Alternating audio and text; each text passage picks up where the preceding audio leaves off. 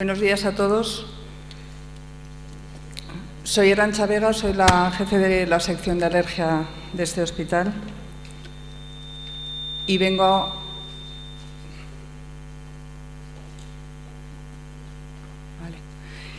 a hablar de un tema acerca de si se cura la alergia a medicamentos. Vamos a romper el hielo. ¿Quién cree que se cura la alergia a medicamentos? Que levante la mano. Uy, qué pesimismo. ¿Quién cree que no se cura? O sea, no creéis absolutamente nada. ¿Estáis dormidos todavía? A ver, vuelvo a repetir. ¿Quién cree que se cura la alergia a medicamentos? Que levante la mano. Una persona. ¿Quién cree que no se cura? Vale, unos pocos. ¿Y el resto no sabe, no contesta? Está bien. Bueno. Cuando hablamos de curar, esta es la definición de curar, ¿no? Cuidar, sanar, administrar, ocuparse de. Hay una serie de acepciones o de conceptos de la Real Academia de la Lengua, pero estamos hablando de sanar, administrar o cuidar cuando hablamos de curar. Cuando hablamos de reacciones adversas a medicamentos, tenemos de dos tipos. Tenemos las reacciones adversas clásicas o tipo A, que son previsibles y que se deben al medicamento. Es decir, en dosis suficientes afectarían a cualquier individuo y son debidas bien al efecto del fármaco o a los efectos secundarios que puede producir o efectos colaterales o de interacción con otros fármacos. Pero tenemos otro tipo de reacciones, son las reacciones tipo B que no dependen del medicamento, sino dependen de la persona que lo toma, de que el individuo sea susceptible. A estas reacciones son las que llamamos reacciones de hipersensibilidad, que son una minoría, solo el 10-15% de todas las reacciones adversas a medicamentos. Por ejemplo, si damos una aspirina, una persona puede tener dolor epigástrico, incluso un sangrado. Sería una reacción adversa previsible por la inhibición de prostaglandinas que produce la aspirina. Pero si la persona tiene una crisis asmática, no sería un efecto A previsible, sino que sería una reacción de hipersensibilidad que depende del individuo que toma la aspirina. Veréis en informes que muchas veces no ponemos alergia a tal medicamento, sino que ponemos hipersensibilidad a tal medicamento. La nomenclatura desde hace ya años define una reacción de hipersensibilidad a un fármaco como una reacción que simula ser de origen alérgico, es decir, una reacción que no se debe al fármaco sino a la susceptibilidad de la persona. Y estas reacciones se dividen en dos tipos, en alérgicas, cuando hemos demostrado un mecanismo inmunológico, y eso se demuestra mediante un estudio, así a simple vista no podemos ver ni a los linfocitos ni a los mastocitos actuando, por lo tanto poner una reacción alérgica solamente viendo al paciente es como decir que alguien tiene una esofagitis sin hacer una endoscopia y biopsia.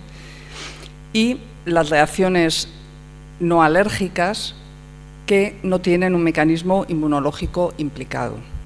Dentro de las reacciones alérgicas a fármacos, las más frecuentes son, cuando son inmediatas, son IgE mediadas, y cuando no son inmediatas son reacciones tipo 2 a 4, pero la más frecuente es la tipo 4.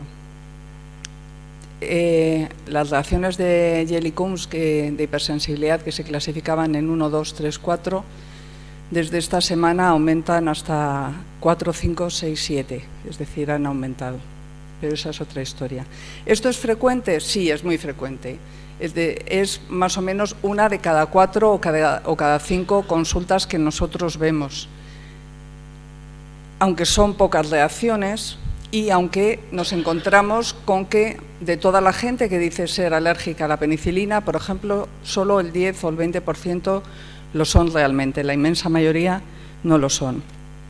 Esto tiene una serie de consecuencias, es decir, el etiquetar a alguien de alergia a un medicamento, y en concreto la mayoría de los estudios se han hecho para penicilinas, implica un mayor coste sanitario, porque la persona conlleva un mayor tiempo de hospitalización y mayor mortalidad y morbilidad por organismos patógenos.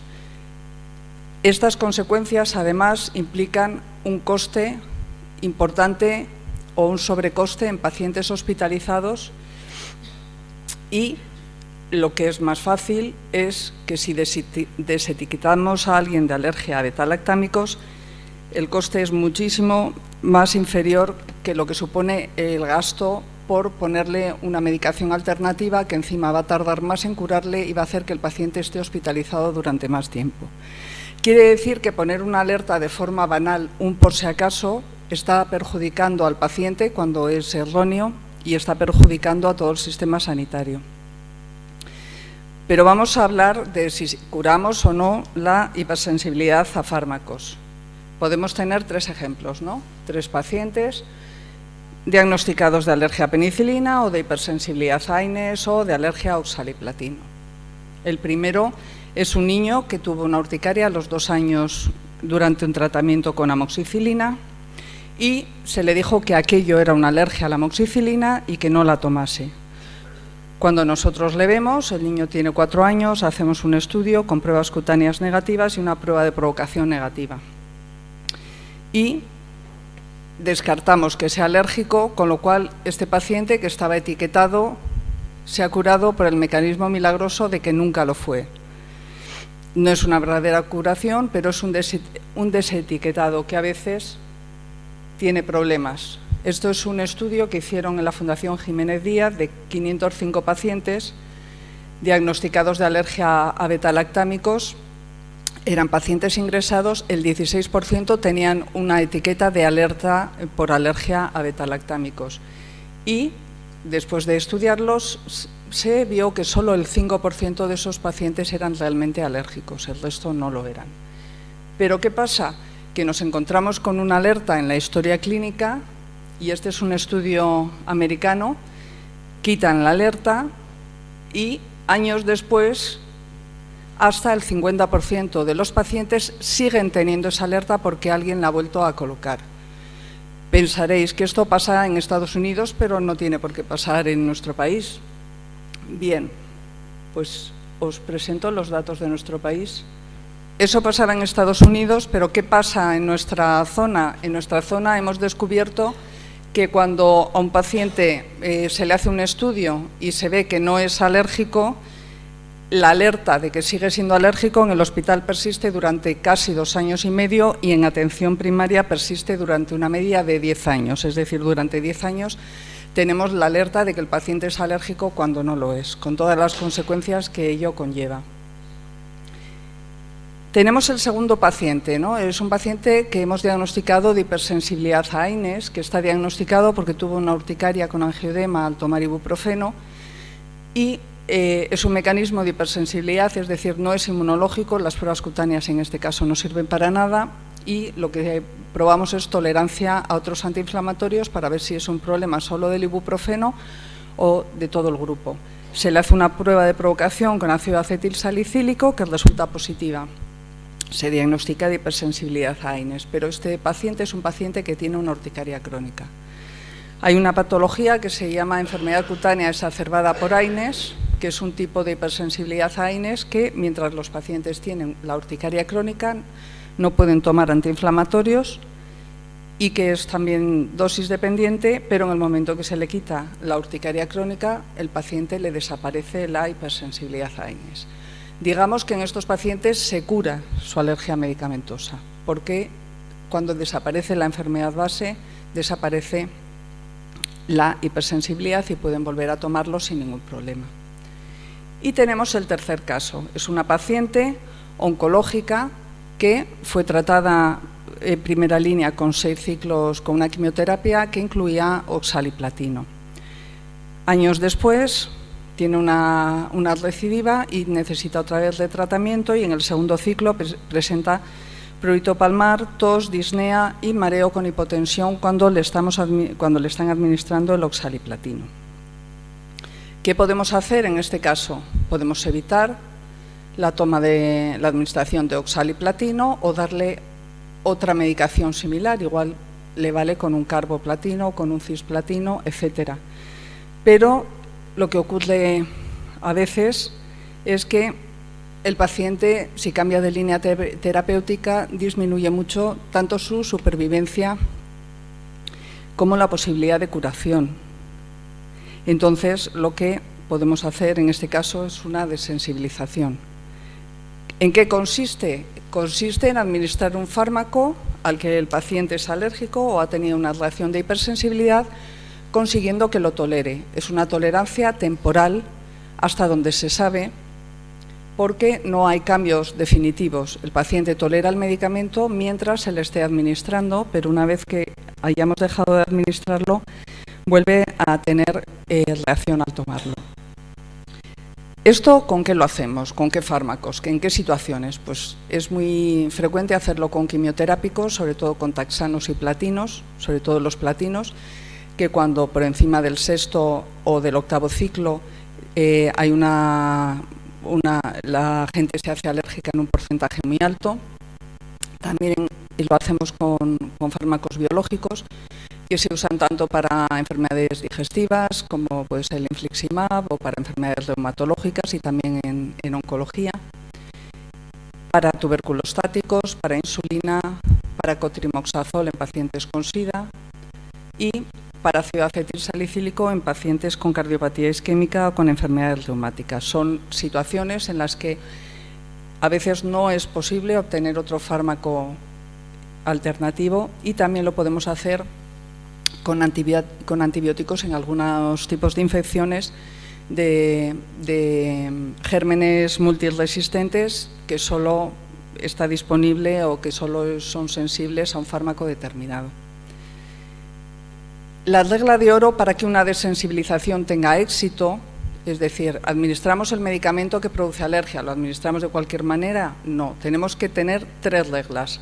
Regla número 1, se empieza por una dosis muy baja, se empieza por una dosis al menos 1.000, puede ser 10.000, de la dosis objetivo.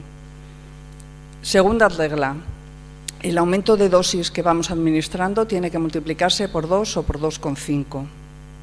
Y tercera regla, los intervalos de administración tienen que hacerse cada 10 o cada 15 minutos. Si no cumplimos esas, podemos utilizar varias diluciones, podemos hacerlo de varias maneras, pero estas son las 3 reglas básicas del juego. Si no las cumplimos, normalmente no tenemos éxito. Esto funciona para lo que estamos administrando, es decir, si tenemos una persona alérgica al oxaliplatino y alérgica a las avellanas y le desensibilizamos frente al oxaliplatino, no quiere decir que bloqueemos su sistema inmunológico y si le damos avellanas no le va a pasar nada. No, quiere decir que solamente va a estar desensibilizada para aquello que le hemos dado. Si es alérgica a otra cosa y se la damos, tendrá una reacción. Como veis aquí, mastocito del ratoncito desensibilizado a huevo, se le administra a huevo, no le pasa absolutamente nada, pero luego se le administra DNP que no ha sido desensibilizado y el mastocito degranula y se ve la reacción. Para hacer una desensibilización necesitamos un equipo multidisciplinar, necesitamos que todo gravita, por supuesto, en torno al paciente. Necesitamos que otras especialidades nos consulten por un problema, que necesiten un medicamento y que ese medicamento sea imprescindible o sea la mejor opción terapéutica para el paciente. Necesitamos un servicio de alergia con un equipo tanto de médicos como de personal de enfermería y necesitamos a la farmacia. Este es el circuito, es decir, se nos consulta, se nos hace, y esto está sacado en una publicación que hicimos en 2021, se nos consulta desde la mayoría de desensibilizaciones que hacemos son para oncología, se nos consulta por un paciente que ha tenido una reacción y ese paciente lo primero que hacemos es valorar el tipo de reacción que ha tenido. ¿Por qué? Porque puede tener desde una reacción infusional, que son fácilmente evitables y esto la mayoría de veces en hospital de día ya lo saben, simplemente con ponerla un poco lenta en los primeros ciclos y premedicar un poco es suficiente, pero ha podido tener una reacción inmediata, IgE mediada o por liberación de citoquinas o puede ser una reacción tardía tipo 2, 3, 4. Se hace una valoración de la reacción porque no en todos los casos se puede hacer una desensibilización. Si es una reacción inmediata, por citoquinas o O una reacción alérgica sí podemos hacerlo, o si es una tardía maculopapular, pero hay otras que no se pueden desensibilizar. Y en base a eso también nos ayuda a tener marcadores, es decir, cuando una persona tiene una reacción y se sospecha que es una reacción alérgica o una reacción de hipersensibilidad, sobre todo frente a un fármaco, tenemos dos biomarcadores que podemos pedir. Uno es la triptasa. Es muy importante pedir una triptasa en el momento agudo y a las 2 horas. ¿Por qué? Porque si se eleva nos dice que ha habido una degranulación mastocitaria, es decir, que ha habido una reacción inmediata mediada por mastocitos. O podemos medir también interleuquina 6. La interleuquina 6 se eleva mucho en las reacciones por citoquinas. Esto es importante porque a nosotros nos orienta lo que tenemos que hacer. No actuamos igual si es una reacción alérgica IgE mediada que si es una reacción por citoquinas. La forma de administrarlo varía un poco. Al paciente le hacemos pruebas cutáneas. Esas pruebas cutáneas tiene que prepararlas farmacia. Y cuando hablamos de quimioterapia, hablamos de pruebas cutáneas que tienen que ir de una manera determinada, individualizada. Son fármacos que son tóxicos, que hay que manejarlos con una serie de precauciones y, como os imagináis, no se pueden hacer así de rutina, sino que se programan. Farmacia las prepara, las sube, vienen, como veis, individualizadas y nosotros las realizamos. Si nosotros hacemos con eso un informe y decimos este paciente ha tenido una reacción de tal tipo y es candidato a desensibilización si lo requiere, entonces oncología o hematología decide queremos desensibilizarle porque es la mejor opción terapéutica para este paciente, tiene que dar el ok a farmacia, tiene que mandar la hoja de tratamiento porque farmacia tiene que prepararlo, tiene que preparar el fármaco según el fármaco que oncología dice a la dosis que oncología o hematología dice y lo tiene que preparar de la forma que alergia necesita. Es decir, nosotros no prescribimos un tratamiento, ni la dosis, ni el fármaco, eso lo tiene que prescribir su médico, pero nosotros decidimos cómo queremos que venga, cómo queremos que se administre. Y llevamos a cabo todo el procedimiento y tenemos al paciente en el hospital de día de alergia administrándole la medicación de la manera pautada. Podemos hacer, como os decía, empezamos por una dosis 1.100, 1.1000, 1.10.000, podemos hacer diluciones de varias bolsas. Damos, por supuesto, un consentimiento informado al paciente. El paciente tiene que saber los riesgos que tiene, porque no nos olvidemos que le estamos dando un medicamento al cual el paciente ha tenido una reacción alérgica demostrada. Y este es un ejemplo, por ejemplo, de una desensibilización a un antibiótico, a una cefalosporina, pero nos podría valer para cualquier fármaco. Si veis ahí la dosis de inicio, para darle 2 gramos de ceftazidima a un paciente, la dosis de inicio es 0,1 miligramos. Es una dosis muy baja. Vamos subiendo, vamos haciendo diluciones y subiendo el intervalo hasta que le administramos los 2 gramos. Luego el paciente se sigue tomando, en el caso de un antibiótico, se lo sigue tomando cada 8 horas, cada 12 horas, la pauta que sea, sin ningún problema. Solo se hace con la primera dosis la desensibilización. En el caso de un quimioterápico, por ejemplo, pues hay que hacerlo siempre que se le administre, porque como no se le administra a diario, sino que se le administra pues cada 2 semanas, cada 3 semanas o cada 4, ha pasado tiempo y hay que volverlo a hacer. Estas son desensibilizaciones que hemos hecho, más de 500, ahí hay casi 600, no están todas, pero para que os hagáis una idea, las que más hacemos son a platino, sobre todo a oxaliplatino, aunque también tenemos muchas a monoclonales, sobre todo a infliximab. Es decir, es una práctica que llevamos haciendo muchos años y que la hacemos de manera más o menos habitual, no es algo extraño. Entonces, si curamos la alergia a medicamentos, si curarla significa cuidar, administrar, ocuparse de y sanar, solo deciros que este es un ejemplo de una paciente con un adenocarcinoma de ovario diagnosticado en 2013, que fue tratada, que luego tuvo que, una recidiva que tuvo que volver a ser retratada en el 2017, que hizo una alergia a carboplatino, que en aquel momento se la desensibilizó y que la tenemos hoy en el Hospital de Día de Alergia, como veis, 10 años después del diagnóstico, porque vuelve a estar en retratamiento y vuelve a estar en desensibilización. Entonces, si curamos la alergia a medicamentos, podemos decir que curamos a pesar de la alergia a medicamentos.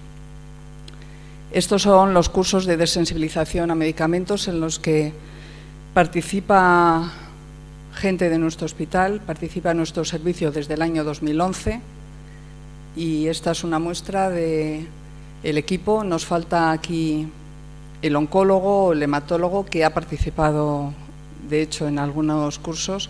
Este es el equipo habitual de desensibilización: farmacia, servicio de alergia, y nos falta el servicio emisor.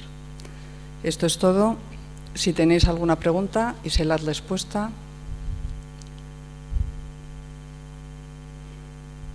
Bueno, como nadie pregunta, voy a preguntar yo. ¿Cuántos no sabíais que se hace desensibilización a medicamentos en este hospital? ¿Cuántos no sabíais que cuando es imprescindible el uso de un fármaco, muchas veces, no siempre, pero muchas veces, se puede administrar al paciente? Por ejemplo, un paciente que esté ingresado con una infección, que sea solo sensible a una quinolona y el paciente sea alérgico a quinolona. Bueno, pues si hay por lo menos 3 personas o 4 que no lo sabían, me alegro de que estén enteradas.